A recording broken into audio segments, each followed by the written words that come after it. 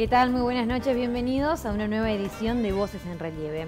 En esta ocasión reflexionaremos sobre la adopción, un camino que eligen muchísimos mendocinos a la hora de formar una familia, que sin embargo es un proceso bastante largo y suele ser engorroso. Pero claro, por supuesto que eso es para salvaguardar los derechos del niño y que se agoten instancias de convivencia con su familia biológica. Bueno, ¿cuál es el rol del Estado? ¿Qué pasa por la vida de los padres adoptivos o los padres aspirantes a ser padres adoptivos? Y también por la vida de esos niños. Bueno, todo eso lo vamos a conocer en esta edición de Voces en Relieve. Vamos a compartir a continuación un informe que hemos desarrollado.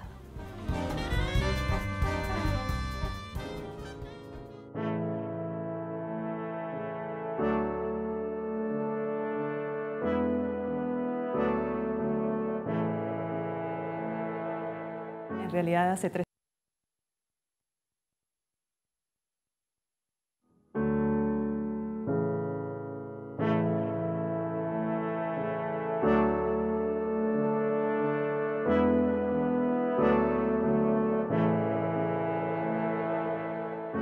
hace 3 años que estoy inscripta en el RUA y desde el mes de febrero que ya estoy en lista definitiva con las entrevistas y con el apto definitivo para poder llegar a adoptar. Llegada a determinada edad me empezó a picar más fuerte ese bichito y yo decidí formar mi familia de mi forma especial.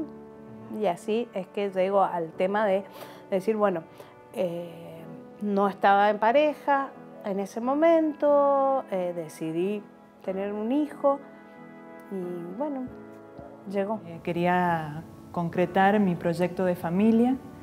En mi caso es de familia monoparental y vi la adopción como una posibilidad de llevarlo a cabo. Lo fui madurando, lo fui pensando y después me decidí y aquí estoy en el camino.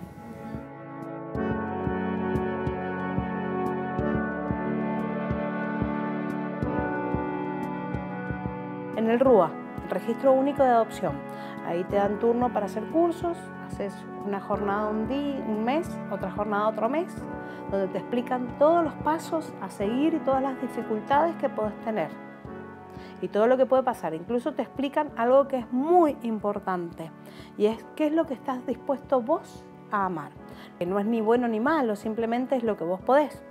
O sea, no hay juicios de valor acá. Los procesos, eso que vos decís, burocráticos, bueno, a veces pueden ser difíciles porque uno tiene toda una carga emotiva que lleva y acompaña en este camino. Pero yo lo quiero hacer por este camino. Este es el camino legal, el camino que yo el día de mañana le puedo contar a mi hija y le puedo decir, bueno, yo estuve esperando, estuve en una lista, nos elegimos mutuamente.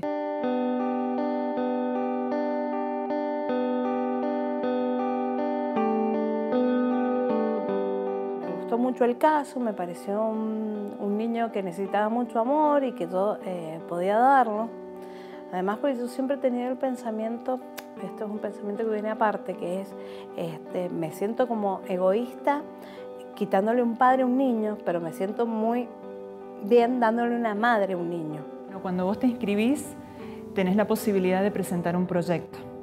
En mi caso, el proyecto es de una niña de entre 2 y 8 años. En un principio pensé que podía tener hasta 2 hermanitos. Después fui analizando, tomando conciencia de mi realidad y de mis posibilidades y me di cuenta de que tenía que cambiarlo, de que iba a ser mejor para un niño que fuera uno solo, mucho mejor que fuera una niña. Eso en este tiempo, en estos 3 años, lo fui madurando. También está en lo que uno quiere y busca, porque si yo busco un bebé, por ahí es más difícil. Yo elegí a alguien, elegí un niño hermoso, maravilloso, que necesita toda mi atención.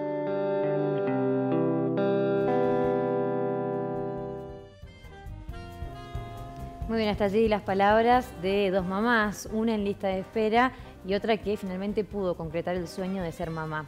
Bueno, justamente de esto vamos a seguir hablando junto a nuestras invitadas que ya están con nosotros. Bueno, estamos junto a Paula Santoni, perdón. ¿Qué tal, Paula? Bienvenida. Muy bien, muchas gracias. Bueno, Paula es mamá adoptiva, pero además es miembro del grupo Amigos por Adopción. Exactamente. Bueno, bienvenida, Paula. Gracias. También la presencia de Lila Gómez, psicóloga especialista en adopción. Bienvenida. Gracias. Y también tenemos la presencia de Verónica Gutiérrez, que es la coordinadora del RUA, que es el Registro Único de Adopción, que algo también ahí escuchábamos. Bienvenida, Verónica. Muchas gracias. Bueno, la versión de dos mamás y un tema que es delicado, que es sensible, pero que además es muy emotivo y que es el deseo o el afán de muchísimos padres en Mendoza. Paula, te pregunto primero por este grupo, ¿no? Amigos por Adopción, ¿cómo surge y de qué se trata? Bueno, esto surge a partir de las buenas experiencias que tuvimos reuniéndonos. Ya hace varios años que empezamos con reuniones y nos dimos cuenta que nos sentíamos acompañados en un camino que socialmente es bastante solitario. Entonces, bueno, surge así y después seguimos queriéndonos juntar y hoy somos eso, un grupo de familias adoptivas, de padres en espera, de personas que se acercan a conocer las experiencias. Sí. Eso es lo que somos por ahora. Se acompañan, se contienen y van en el camino. Es un acompañamiento, es un camino, porque la adopción es un proceso.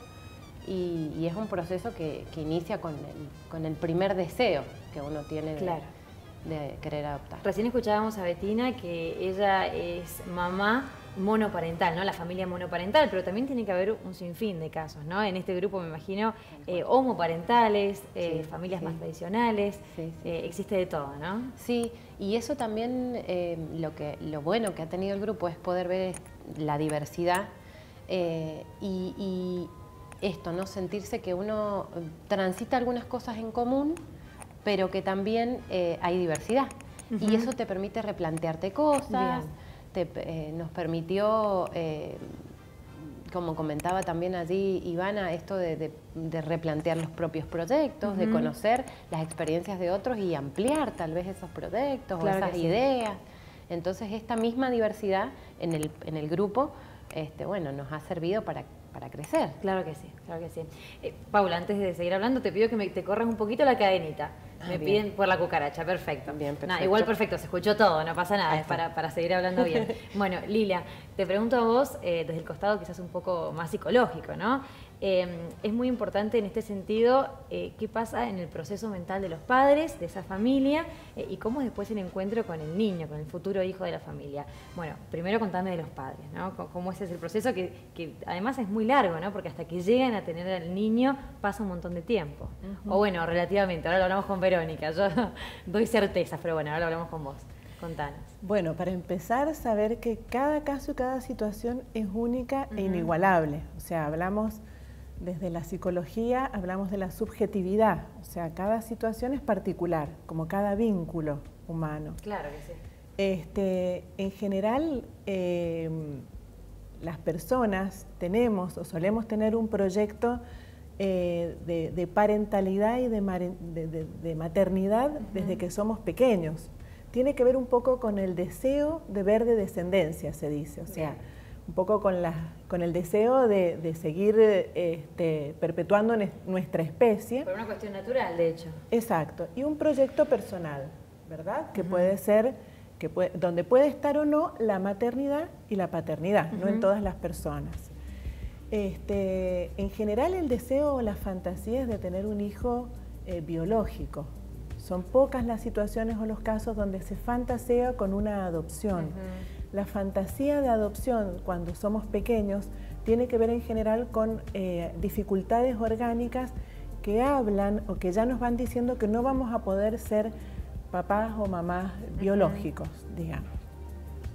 Y este es un camino o un proceso que se va recorriendo y que tiene que ver un poco con un duelo, que es el duelo por la procreación, por tener el hijo o la hija biológica. Igualmente debe haber casos de familias que tienen chicos biológicos y también eligen adoptar.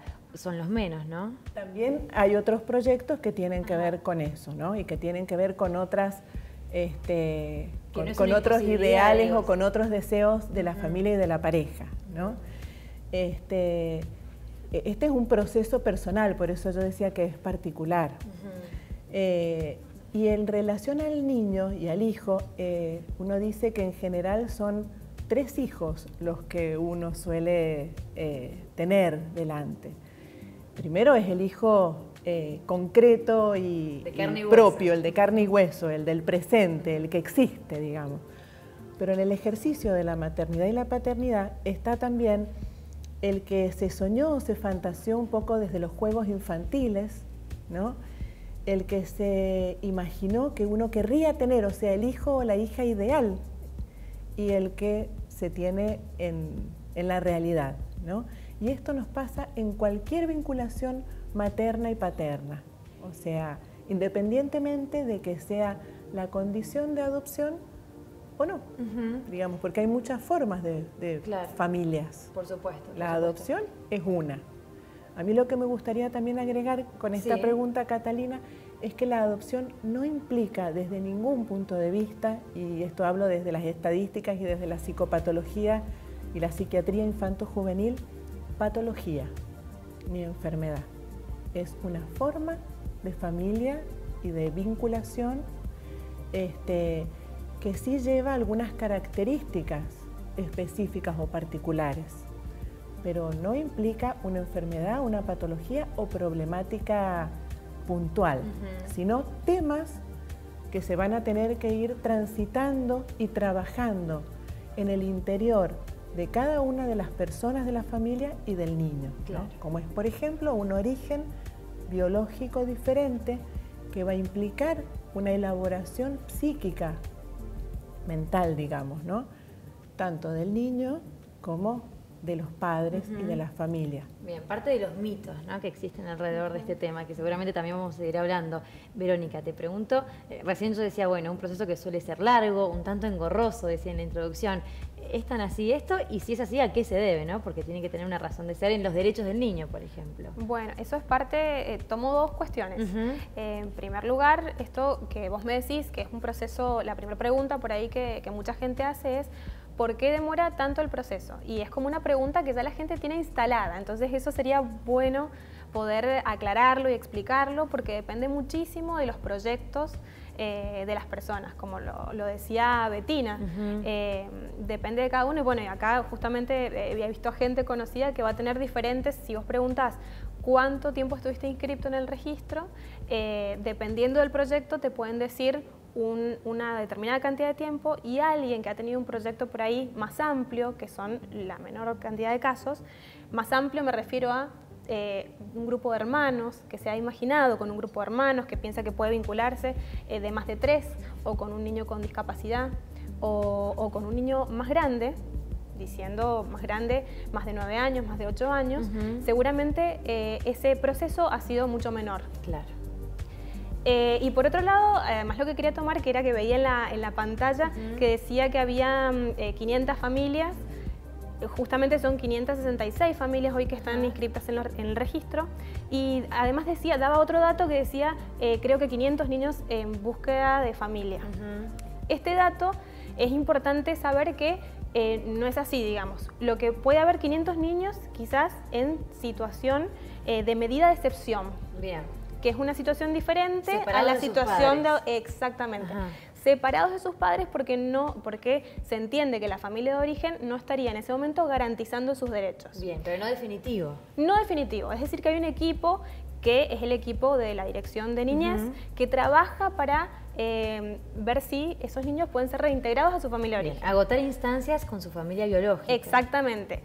De esos niños, solamente hoy 82 se encuentran en situación de adoptabilidad, que es un número mucho menor. Entonces vos ahí podés notar esta diferencia entre las 500 familias que existen en Mendoza y los 82 niños que tenemos en situación de adoptabilidad. Bien, el proceso este que decíamos que tampoco es tan eterno como se imagina, pero también puede tener algún tiempo, de acuerdo al proyecto. ¿Cuál es el mínimo de tiempo? Porque estimo que también el Estado tiene que asegurarse de que esa familia, ese padre o esa madre tiene que estar en condiciones y que tiene que ser el hijo para esa familia, ¿no? Totalmente. Esto también es como, bueno, como varios destacaban, es un proceso único e irrepetible, porque también las personas que se inscriben van haciendo su propio proceso a través de la información que vamos brindando. Uno va con una idea, por ahí lo puede decir Paula seguramente, que hemos compartido varias reuniones, uno va con una idea y con mitos y de repente empieza a tener más información y empieza a pensarse de otra manera.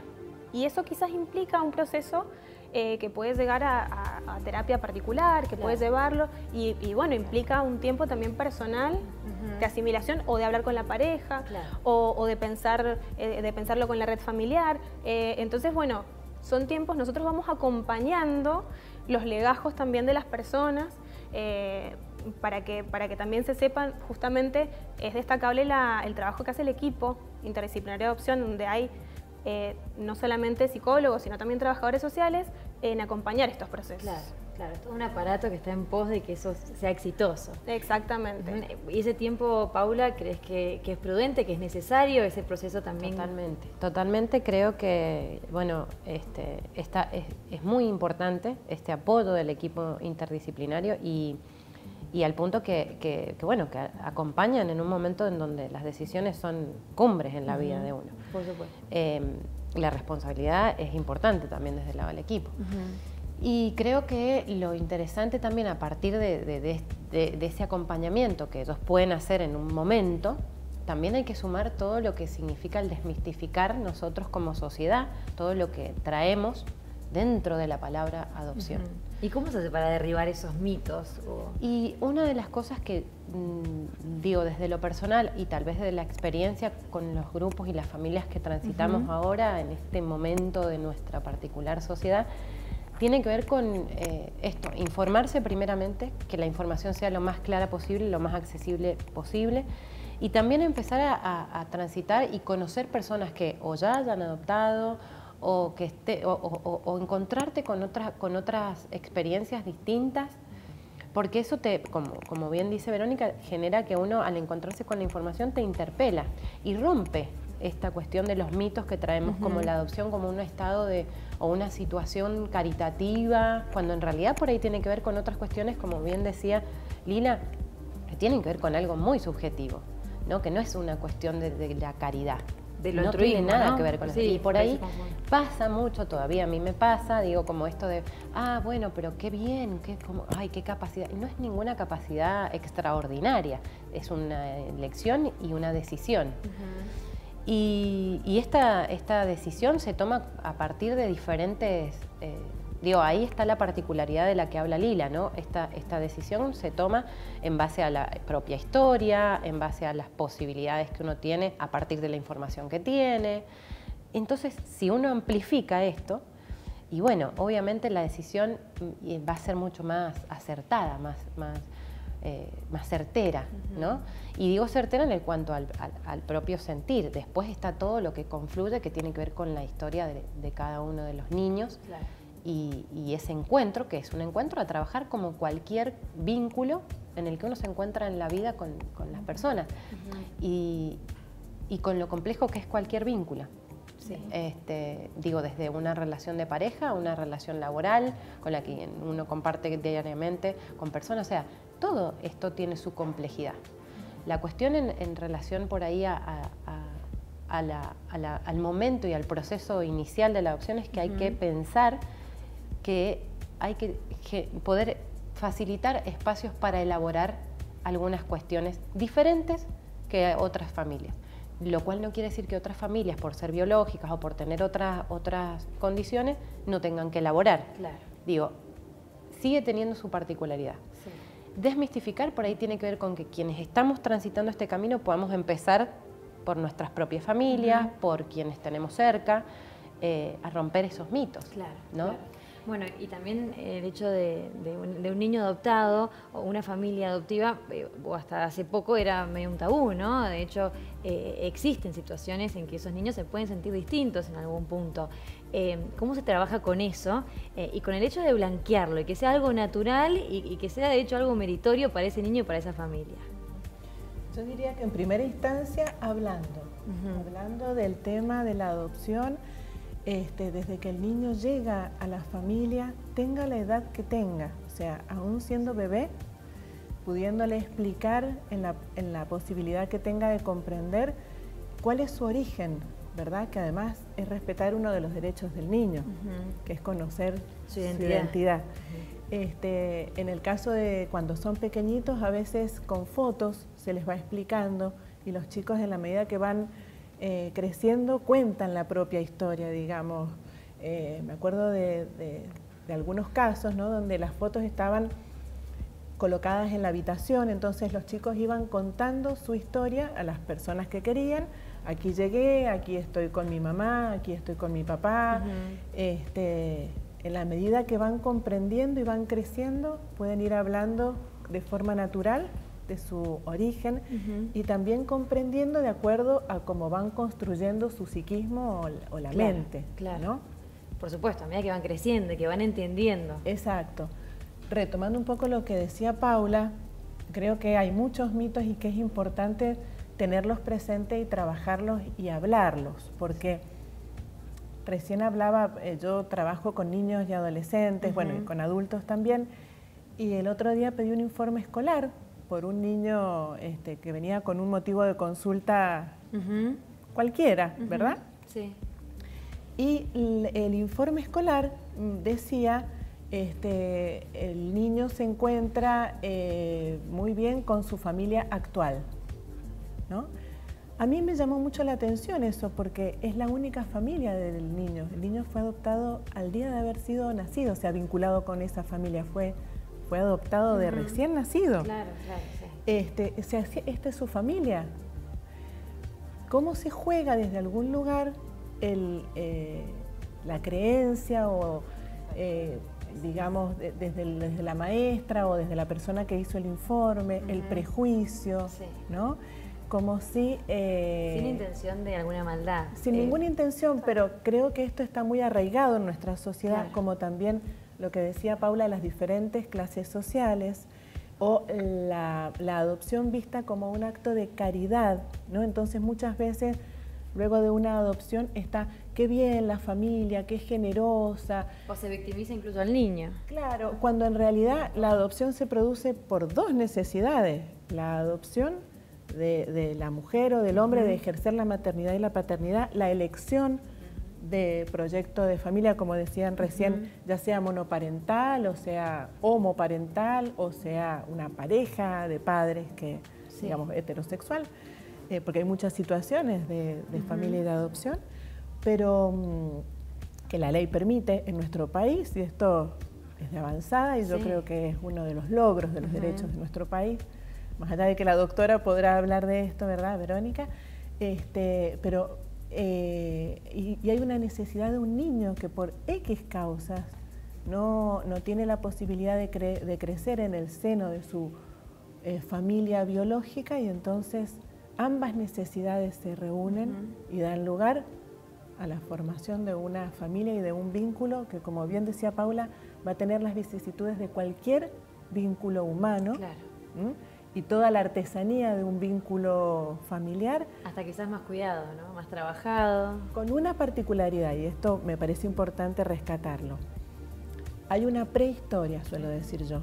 Hay una historia previa, en donde la pregunta por el origen va a estar, la respuesta puede estar o no siempre es suficiente. Y en este punto sí, la familia adoptiva transita una pregunta o un camino en donde muchas veces no hay respuestas porque no se conocen, donde en los niños o en los adultos con los que yo he trabajado de historias de adopciones, ¿y por qué me entregaron? ¿Y por qué me dejaron? Y creo que es un camino que al menos en los tratamientos psicológicos suele salir y que es importante darle lugar y que no tiene que ver con que haya problemática con la familia adoptiva. Yo siempre les digo a los papás que esto tiene que ver con la prehistoria. Claro. Pero va a estar. No hay que tomarlo personal de la familia, es una cuestión de identidad del niño. Yo quería hacer un aporte, porque pensando en tu primera pregunta que hacías recién, de cómo desmitificar como sociedad esto que es tan difícil, me parece que hay palabras claves que tenemos que tener en cuenta, que la adopción es un proceso, implica la construcción de un vínculo. Todo esto son palabras que denotan una cuestión temporal. Y también esto de la construcción, un poco lo que decía Lila, tiene que ver con la identidad dinámica, ¿no es cierto? Nosotros tenemos una identidad estática, digamos, en los registros, nacés y tenés una partida de nacimiento con ciertos datos, etc. Pero después, vos durante toda tu vida vas construyendo tu identidad con todas las experiencias que vas viviendo. Entonces, por ahí, parecería que cuando hablamos de adopciones, primero tener en cuenta esto, que los tiempos son solamente o de un trámite, de una inscripción, y no se ve todo el proceso vincular y personal que hace cada una de las personas que se inscriben en esto, ¿no es cierto? Algunas personas quizás llegan al registro y ya han pensado muchas cosas antes, han transitado, han pasado por lugares que los hacen llegar a tal proyecto, pero otras no, y lo piensan con nosotros en el camino. Claro. Eso por un lado, y bueno, por otro lado, justamente tener en cuenta también la idea de corresponsabilidad. Esto me parece que es fundamental, porque por ahí también cuando hablamos de adopción, otra vez nos concentramos en el trámite, y si el trámite es burocrático o si hay demora, no nos preguntamos cómo interviene cada uno de nosotros como sociedad en lo que es la adopción. Por ejemplo, acá tenemos personas que dicen, nos hemos juntado porque quiero compartir historias con otras personas y nos sirve, nos ayuda, es sumamente activo, un rol sumamente activo. Otras personas que desde la escuela misma, tenemos casos de chicos, digamos, que están en familias adoptivas y hay cuestiones que no se saben. ¿Cómo hago este informe? ¿Cómo colaboro a tal cuestión? O desde el periodismo, ¿cómo hago para dar a conocer lo que es la adopción en realidad? O sea, hay una corresponsabilidad social en este entendimiento de que la adopción es un proceso y que es un proceso la construcción del vínculo. Sí, que termina siendo fructífero para todas las partes. Totalmente, totalmente. Y bueno, como principal objetivo justamente este derecho a vivir en familia de los chicos. Bueno, y recién ese derecho que hablábamos del niño, de la identidad, de saber de dónde viene, quiénes son sus papás biológicos y quiénes son sus papás adoptivos, ¿cómo se trabaja desde el Estado? Digo, toda esa información me imagino que es clasificada, pero que también tiene que tenerla el niño por si quiere consultarla en un futuro. Totalmente. De hecho, justamente ahora estamos agregando algunas cuestiones, por ejemplo, una ficha, porque hay gente que se acerca al registro y nos pide que quiere conocer su historia y nosotros solamente podemos hacerlo a través de un expediente. Si esto ha pasado mucho tiempo atrás, entonces nos dan los datos, buscamos el expediente y a través también del acompañamiento del equipo acompañamos ese proceso de conocimiento de sus vínculos de origen. Claro, bien. Y muchas veces lo hacen acompañados de sus familias adoptivas. Bueno, eso te quería preguntar, Paula, ¿cómo es trabajar con eso? Bueno, es también un poco volver a desmistificar. Digo, pensar en que un vínculo por un encuentro, en una historia que en parte no es conocida, ellos tampoco conocen la nuestra. Entonces es como desmistificar eso. Nosotros también traemos una historia y no por eso es mejor o peor. Entonces también hay que soltar un poco los miedos a eso, ¿no? Los chicos, los niños viven muy el presente y la elaboración de esa historia, que muchas veces tiene que ver en los casos de la adopción legal con cuestiones que han vulnerado sus derechos, tiene que ver con que esta responsabilidad de nosotros como adultos, en todos los roles que transitemos, tengamos en cuenta que tenemos que permitir ese espacio para elaborar ciertas cuestiones de su historia que han transitado, que muchas veces vamos a desconocer y que quizás nunca conozcamos. Entonces, eso es animarse a algo que es un poco de incertidumbre, pero que todo vínculo con un encuentro también tiene. Vuelvo a tomar esto, ¿no? De cualquier relación que uno establece también, ¿no? Trae una historia. Entonces es como romper un poco eso. Nos pasa también con la propia familia, con la familia ampliada, con nuestros seres queridos, con nuestros amigos que también aparecen con sus temores. Bueno, pero ¿y si con los propios tenemos esto? Y yo me pregunto, digo, hasta qué punto los hijos son propios primero y empezando eso. Y también vuelvo como a pensar en la propia historia mía como hija. Digo, mi mamá tal vez nunca pensó que yo iba a hacer esto. Entonces, ¿por qué pensar que lo propio, no lo propio? ¿En qué sentido no es una construcción que hacemos día a día, ¿no? Con los hijos, en cualquier condición, ya sea biológica o adoptiva? Claro. Eso es como también romper un poco. Y me parece que el hecho de que los niños vengan con una historia, nosotros tenemos la responsabilidad de ayudarlos a transitar eso, acompañarlos, haciéndolo con nuestras propias familias y nuestros propios amigos. Más allá de todos los roles y de las instancias legales que habilitan a esa información, si es que la hay, ¿no? Es como eso, romper el mito. Claro. Es una historia. Claro. Sí. Siguiendo con lo que dice Paula. Sí. Espera, que un segundito, Verónica, que se siente un poco mal, no hay problema. Sí, me decías, Lila. Que también se dice a veces que todas las familias o que todos los hijos son adoptados desde algún lugar. ¿Y por qué se dice esto? Porque el mero hecho biológico de la procreación, de poder dar a luz un hijo, tener un hijo, no implica la filiación. La filiación y el deseo de ejercer la función materna y paterna puede estar o no en relación a la procreación. Digamos, ahí hay una decisión de esa persona para ejercer la función materna y paterna. ¿No? O sea, doblemente deseada. Claro. Y tan buscada. Y aún los hijos biológicos, esto lo dicen las mamás y los papás, digamos, en las salas de parto, aún el hijo biológico que se ve nacer resulta ajeno. O sea, es como, ay, ¿a quién se parece? ¿Y cómo es? Y lleva un tiempo conocerlo y poder reconocerlo como rasgos,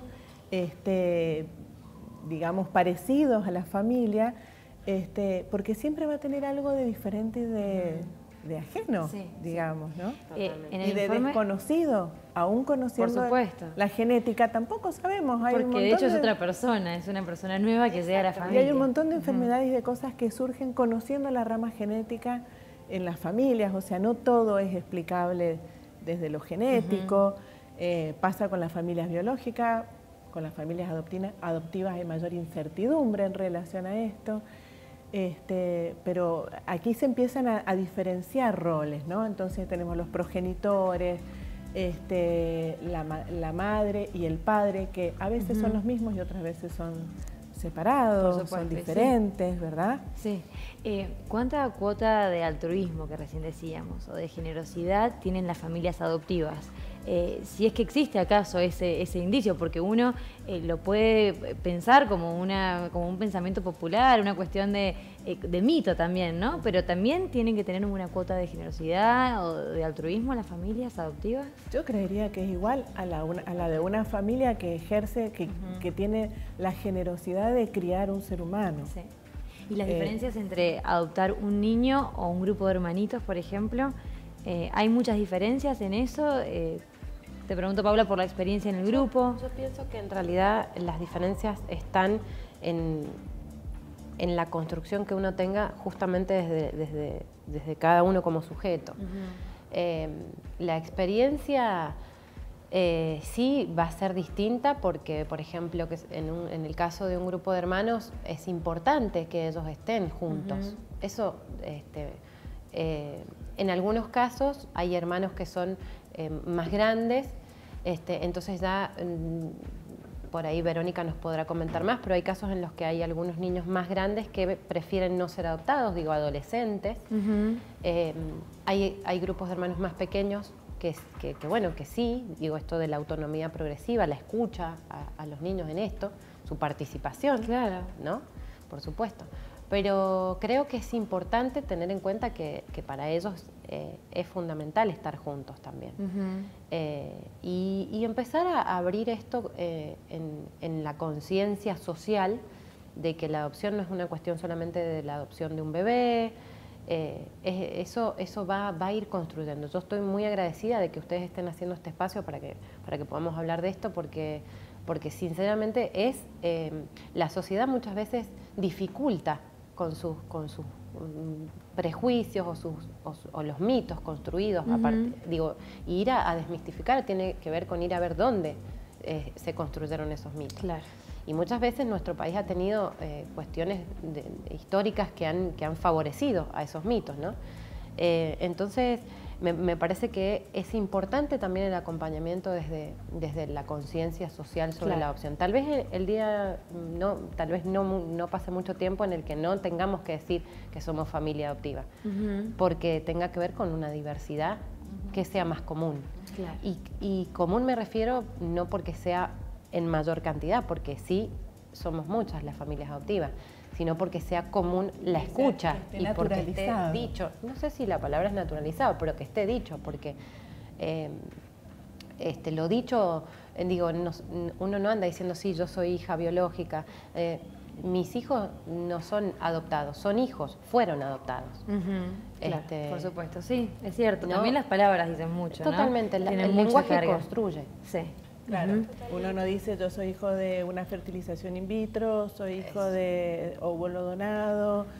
Otros temas que también tienen que ver con diversidad. Claro, Sí, son otros temas que también dan para pensar, Y ¿no? que también producto del crecimiento de una sociedad, como decías, a lo mejor no pasa mucho tiempo hasta que pase. Pero que también hacen a la identidad del niño. Yo lo que agregaría a lo que decía Paula es que, al menos en mi experiencia clínica de trabajo con familias que han adoptado grupos de hermanitos, es que entre los hermanos, cuando se suele producir esta situación de separación de la familia biológica o de permanencia en una institución, o sea, esta transición, se produce una fortaleza, un fortalecimiento del vínculo fraterno, del vínculo entre ellos, ¿no?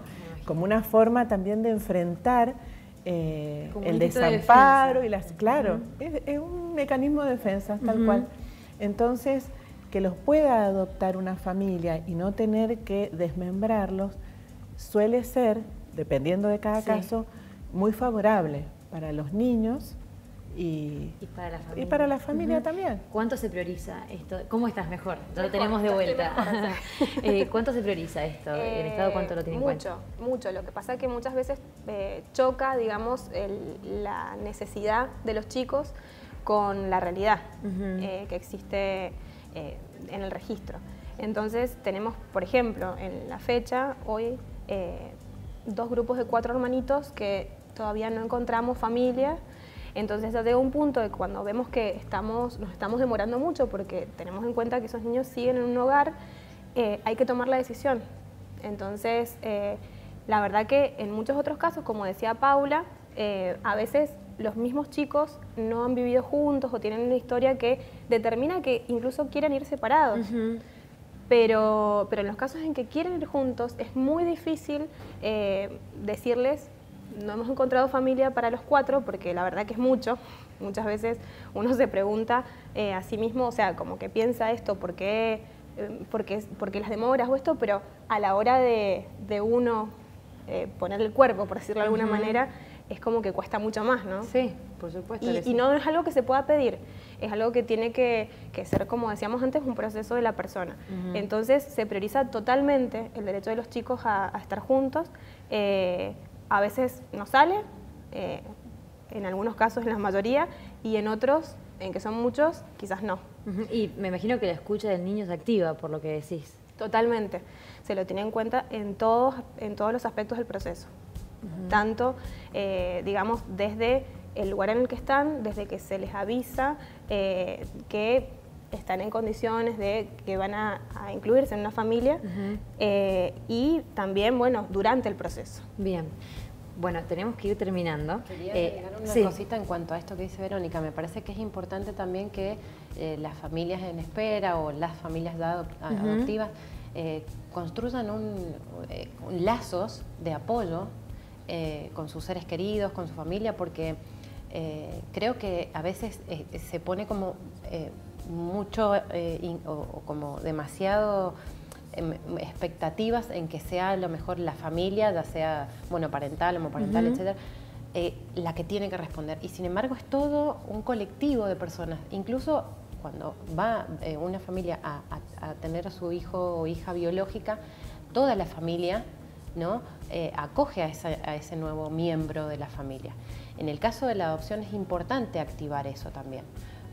Y que quienes están en espera lo hagan de manera consciente, porque también es a veces por el mismo proceso, digo, esto es lo que por ahí tiene de distinto, cuando uno tiene un embarazo o la llegada, es como da un tiempo ¿no? Como para que todo el mundo vaya pensando, vaya construyendo su...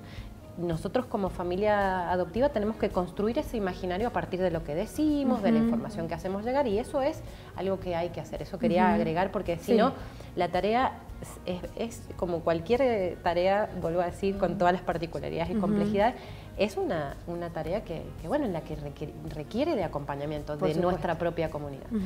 Sí, yo quisiera agregar una cosita también, que es la importancia de que las familias adoptivas, adoptantes y las familias en general puedan consultar a los psicólogos para entrevistas de orientación. Cada vez hay más, digamos, orientación a padres, que no implica un tratamiento psicológico, que no implica patología o problemática de por sí, pero sí asesoramiento, apoyo, información. De preparación.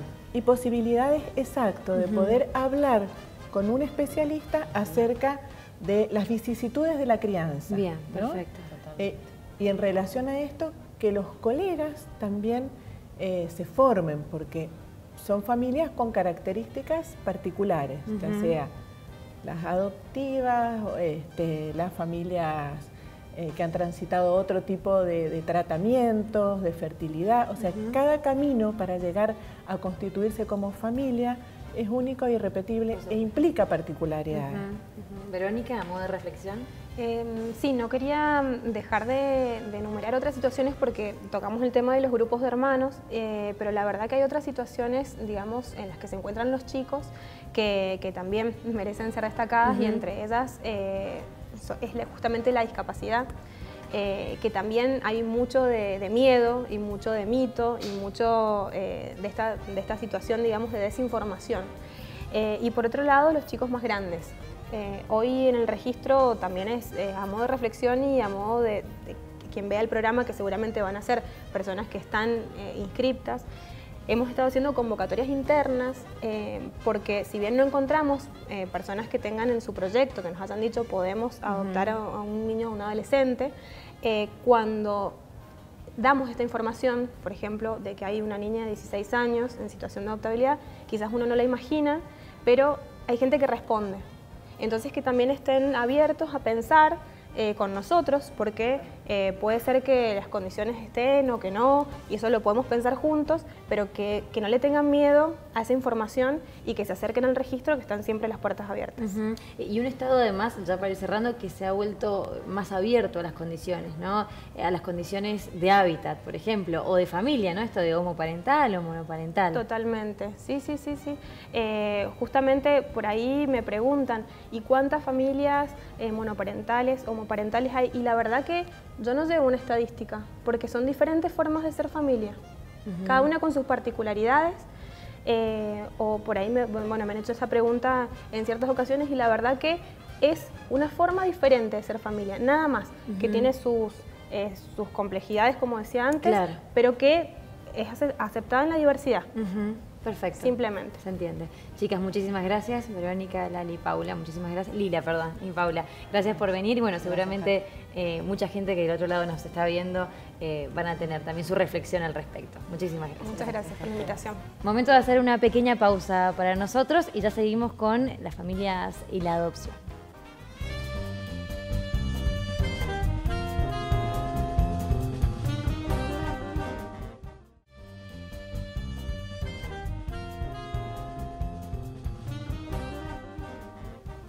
Seguimos en Voces en Relieve en este segundo bloque, en esta instancia de debate, ¿no? Sobre la adopción y cuánto es lo que significa. Ya estamos en presencia de otros dos invitados. Estamos junto a Paula y a Natalia. ¿Qué tal, chicos? Bienvenidos. Hola, buenas noches. Ustedes adoptaron una niña hace más o menos un año, ¿no? Sí. Bueno, nosotros ahora vamos a compartir la segunda parte del informe, ya vimos la primera parte al principio, para seguir conociendo el tema y vamos a hablar un poco acerca de su experiencia. Pero ahora vamos a compartir esta segunda parte del informe.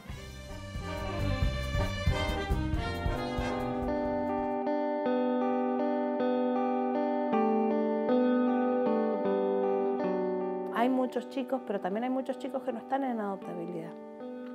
¿Entendés? Porque existe la posibilidad de que el niño esté ahí por un problema familiar y que vaya a volver con su familia.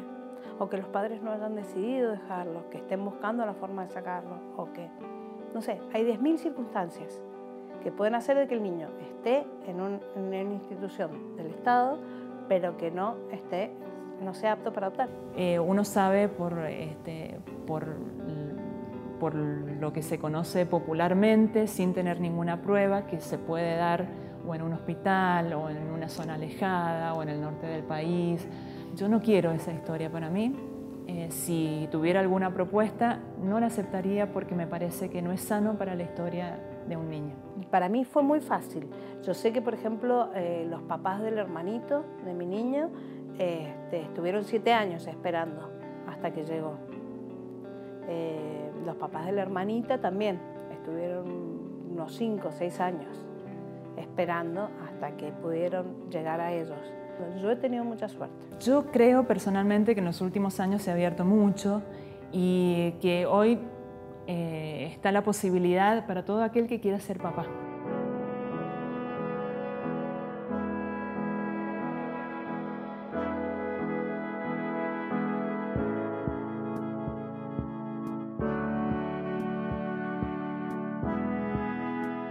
El cuerpo de psicólogo te dan ciertos horarios de visita y al principio podés ir a visitarlos allá, después te dan permiso de salida. Yo el día que lo conocí, al día siguiente empecé a ir todos los días.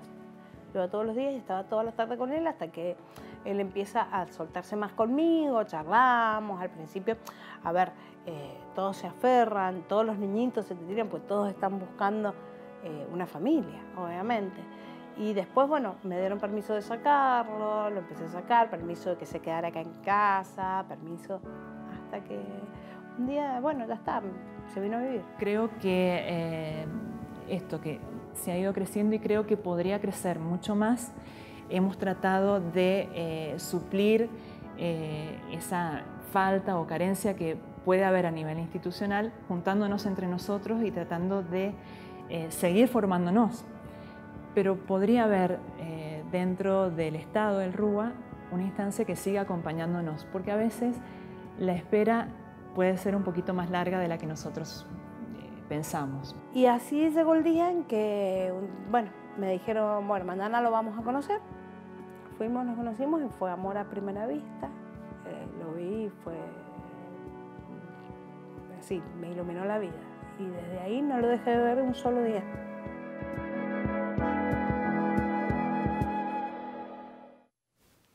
Bueno, ahí escuchábamos 2 versiones, 2 historias distintas y ahora estamos con esta pareja, Pablo y Natalia. Recién escuchábamos, ¿no?, a una de las chicas que decía la espera puede ser más larga de lo que uno imagina. Cuéntenos de su historia, cómo fue la decisión y finalmente cuando llegó Francisca a sus vidas. Natalia. Bueno, nosotros nos anotamos, llevábamos pocos años de casados, no mucho.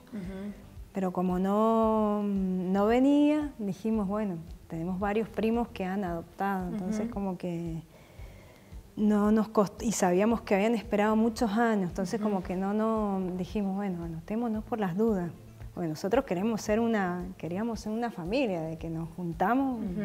Querían tener chicos. Claro, entonces bueno, como que, como que no nos anotamos sabiendo solamente que teníamos que esperar mucho, pero sin saber qué era lo que queríamos. Claro. Sabíamos que queríamos varios, bueno, no varios, pero 3.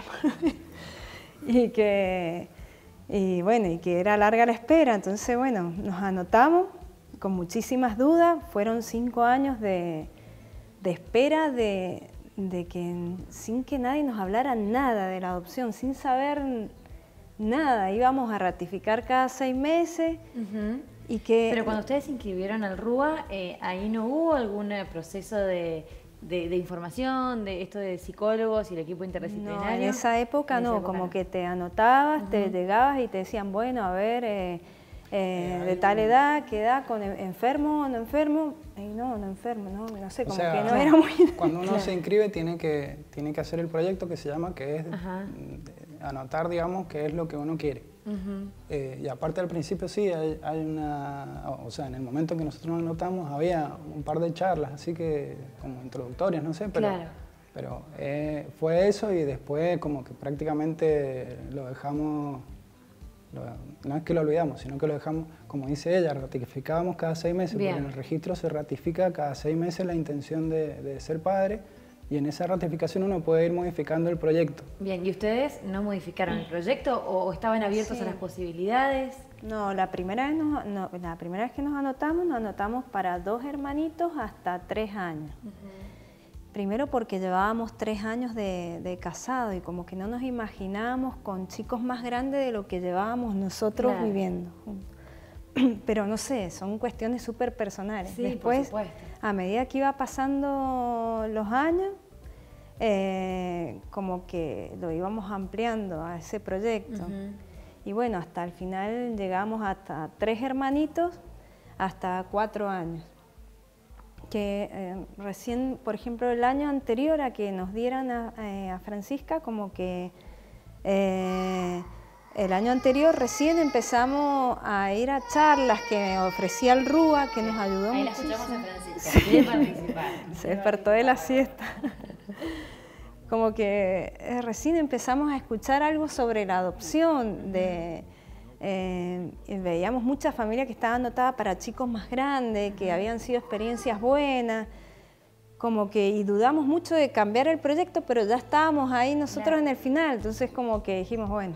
Bueno, y finalmente un día llegó Francisca. ¿Cómo fue ese proceso primero de decirles a ustedes, bueno, creemos que está la niña, que ustedes pueden elegir o que ella de hecho también los puede elegir ustedes? ¿Cómo fue ese llamado y después cómo empezó el proceso de entrevistas, de conocerla a la gorda? Bueno, nosotros ahí sí, ya habíamos pasado una etapa de entrevistas y ya teníamos, digamos, el proyecto y todo, que en ese momento ya eran 2 niños de hasta 5 años. Entonces nosotros ya estábamos digamos, preparados, por decirlo así, o mentalizados, y ya habíamos hablado, ya nuestras familias, todos, digamos, el entorno, así, todo estaba también esperando eso, salvo las abuelas que esperaban algo más chiquito. Nosotros no empezamos a ver entonces, claro, nunca nos imaginábamos un bebé, aparte como que nosotros decíamos, nos sentíamos un poco grandes ya para un bebé, habíamos pasado 7 años ya de estar solos, súper cómodos. Claro, entonces como que decíamos un bebé, ya somos medio Y qué importante viejos. que es preparar a la familia, no al núcleo familiar de ustedes, sino a la familia, el resto, ¿no? A los abuelos, a los tíos. Claro, y que cuesta, amigos, y eso nos ayudó mucho los grupos, de juntarnos con otros padres adoptivos, las charlas del RUA, nos ayudó mucho porque la familia es una presión muy grande, es como eso de los mitos, como decían los chicos anteriormente, es como que nos decían, no, grande no, por favor, no vienen con todos sus problemas, y nosotros decíamos, pero si nosotros nos hemos anotado para adoptar a un chico y con su historia, ya sabemos que es lo que hemos elegido, y bueno, como que no... los grupos, todo eso nos ayudó mucho a poder hablarlo con nuestra familia y poder dialogarlo entre nosotros y ponerlo en común con toda la familia, con todos los amigos, digamos. O sea, fue un proceso largo también, fueron, qué sé yo, años, digamos. Por supuesto. Y bueno, pero al final Francisca tenía 11 días. Bueno, finalmente tienen a Francisca a los 11 días. Bueno, un bebito, ya se sentían grandes, pero tuvieron que curtirse con un bebé. Sí. Y contanos, Pablo, que hoy con Francisca en la familia y cómo sueñan, ¿no? Cómo van a enfrentar la situación de que un día a ella la adoptaron, esto de la identidad que hablábamos más temprano con las chicas. ¿Cómo lo piensan afrontar, ¿no? En la teoría, después vamos a ver. Sí, en realidad ya lo estamos afrontando. Es decir, eso también es una de las primeras cosas que aprendimos, que la historia, bueno, cada uno trae su historia y esa historia tiene que ser algo que es algo que todos compartimos, digamos. Es decir, con el niño uno no es que lo sienta un día así, a X edad y le dice, mira, te tenemos que hablar muy seriamente, decirte una cosa. No, sino como que es algo más natural y ir bueno, tal vez ella lo pregunte en algún momento, o sea, pero ir diciéndolo, digamos, o ir... Que es algo cotidiano. Él le cuenta el cuentito siempre, casi todo el tiempo le cuenta, bueno, nosotros te fuimos a buscar, que nos llamó la jueza, salimos corriendo a buscar, le cuenta siempre el cuentito. A mí, bueno, yo me cuesta más contar, entonces tenemos un libro y de ahí hemos ido un libro para que lo tenga ella en la habitación para que lo vaya viendo, entonces ahí vamos pegando la foto, bueno, llegaste tal día, nos anotamos en el RUA tal fecha, nuestro primer encuentro fue así y que eso nos parece que también tenerlo ella en su habitación y que sea más parte de ella, que nos va a costar menos. Claro, hasta es más pedagógico para ustedes, ¿no? Sí, para mí es más fácil. Bueno, y además ustedes ahora están inscritos para volver a adoptar. Sí. Quieren que Francisca tenga un hermanito o una hermanita. Sí. ¿Cómo fue esa decisión? Una por lo menos, ¿no? Claro. Bueno, ¿también están dispuestas a recibir hermanos? ¿Cómo es la situación ahora? Y sí, bueno, no sé, nosotros algo que siempre tuvimos en claro, como que tener un hijo no era un derecho, no era algo que nosotros... Un derecho nuestro. Claro, entonces como que siempre dijimos, bueno, que surja, si viene, bien, tampoco íbamos a hacer, nunca tuvimos de acuerdo a hacernos millones de tratamientos, como que también por eso decidimos buscar otra forma de ser padres, más, nos parecía más sana. Y como pareja, y después tampoco nos gusta allá, al pensar eso, que no tenemos nosotros el derecho de ser padres. Eso. O la obligación. Claro, entonces como que... No tiene, como que la cuestión es que como que el mundo, digamos, no tiene la obligación de darnos a nosotros hijos, digamos así. Quiero decir... es por ahí una postura que uno cuando empieza a darse cuenta que, o sea, uno se casa y quiere formar una familia, quiere tener hijos, y como que es re natural y todo el mundo lo tiene, o todos los que... Pero a la vez uno también va aprendiendo cuando el hijo no llega que bueno, que eso no es una obligación, no es que decir, bueno, ya cumplí tantos años de casado, quiero hijos. Que no hay nada estipulado, no hay esquemas en esto. Claro, eso por ahí también es algo que por ahí uno cae en ir buscando así de manera desesperada o de manera como del lugar. Bueno, no, nosotros tratamos, bueno, es nuestro camino también. Bueno, entonces por supuesto, toda esa idea... Por caminos también de la medicina y todo, pero siempre, no sé, como siendo, no sé, tratando de ser humanos, digamos así. Claro. Bueno, pero por toda esa historia también es como que a la Francisca no la tenemos porque queremos un hijo así, sino porque queríamos ser padres, darle nuestro amor y también, bueno, a la vez ella necesitaba padre y a la vez como que nos volvimos a notar porque también queremos que ella también tenga hermanos, tenga de que, no sé, algo egoísta. Por supuesto, por supuesto. No, se entiende. Y por ejemplo ahora que tal vez nos animaríamos a anotarnos para chicos más grandes, nos anotamos solamente hasta 2 hermanitos, hasta 4. Sí. Pero porque, bueno, nos aconsejaron de que no fuera más grande que Francisca, porque ella era la primera y tenía que seguir siendo la primera. Claro. No sé si es algo que esté... establecido, digamos, pero bueno... Pero nos pareció bien, entonces dijimos, bueno, si es tan larga la espera, bueno, hasta 4. Claro, perfecto. Bueno, chicos, muchísimas gracias por participar. Bueno, muy rico todo lo que hablaron, todo lo que contaron y todos los éxitos para esta familia que va creciendo de a poco. Bueno, esperemos. Y nosotros nos despedimos, así pasó una nueva edición de Voces en Relieve. Gracias por acompañarnos y nos reencontramos seguramente en la próxima. Hasta luego. Lucha de gigantes convierte el aire en gas natural. Un duelo salvaje advierte lo cerca que ando de entrar en un mundo descomunal. Siento mi fragilidad.